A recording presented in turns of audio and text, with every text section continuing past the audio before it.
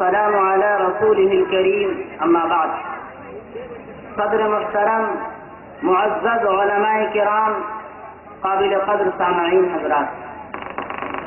آج کے اس عظیم الشان مسابقہ خطابت میں میرا موضوع گفتگو ملت اسلامیہ ہندیہ کا دھڑکتا ہوا دل کہلانے والا عظیم ادارہ آل انڈیا مسلم پرسنل لا بورڈ کی تعریف و خدمات ہے. دعا کریں اللہ پاک حق گوئی کی توفیق نصیب فرمائے.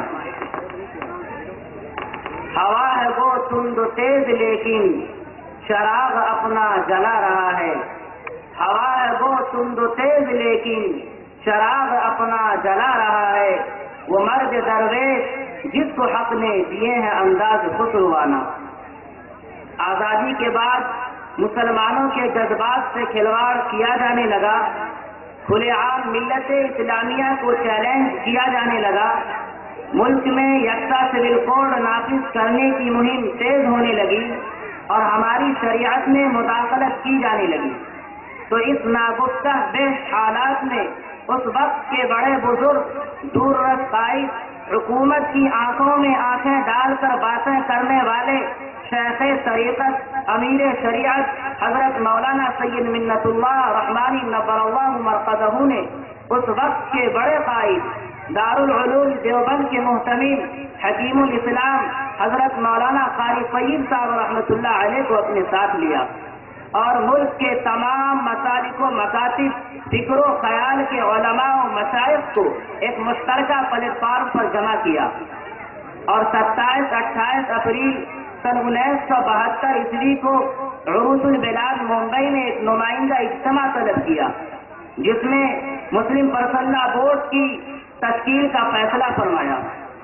اور 7 اپریل سن 1973 عیسوی کو اجلاس حیدرآباد میں باضابطہ بورڈ کو قائم کیا. پہلے صدر حکیم الاسلام حضرت مولانا قاری طیب صاحب رحمۃ اللہ علیہ منتخب ہوئے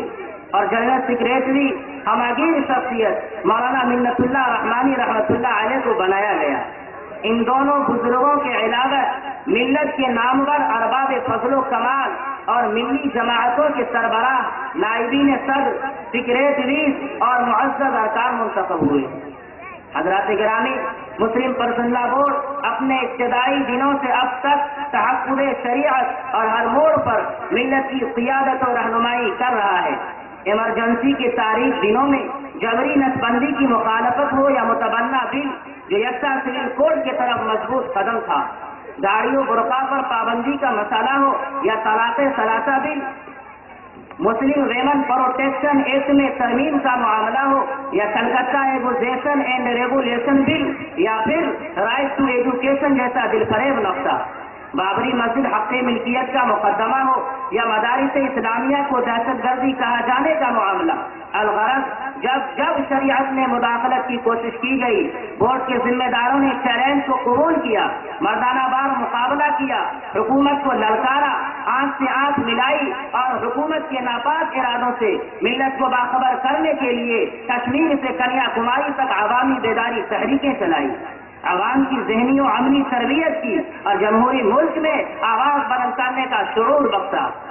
الحمدللہ ہمارا یہ بورڈ مسلمانوں ہند کا متحدہ اور متفقہ ادارہ ہے جس میں ہر مکتبہ فکر کی نمائندگی ہے. مسلم پرسنل لا بورڈ کی تعریف ایمان و یقین کے متوالوں کی تعریف ہے، بصارت و بصیرت کی تعریف ہے، جرأت و عزیمت کی تعریف ہے، صبر و برداشت کی تعریف ہے، احتیاط و پرہیز کے ساتھ سوز دروں عجز و جنون کی تعریف ہے، بروقت فیصلے اور فیصلوں پر مسلسل عمل کی تعریف ہے. بزرگوں کی یہ امانت قابل قدر بھی ہے اور لائق شکر بھی ہے اور ہر لحاظ سے اس کی مستحق ہے کہ اس کی حفاظت کی جائے، اسے ترقی دی جائے، مزید مستحکم بنایا جائے. اس لیے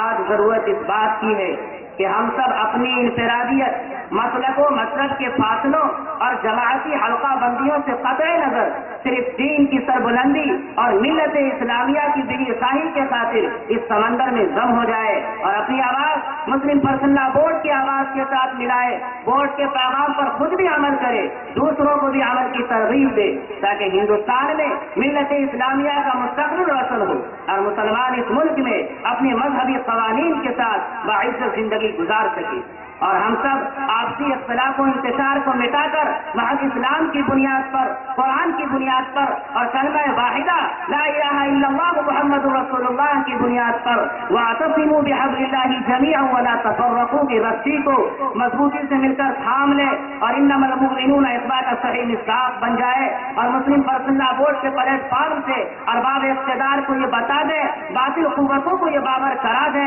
کہ ہم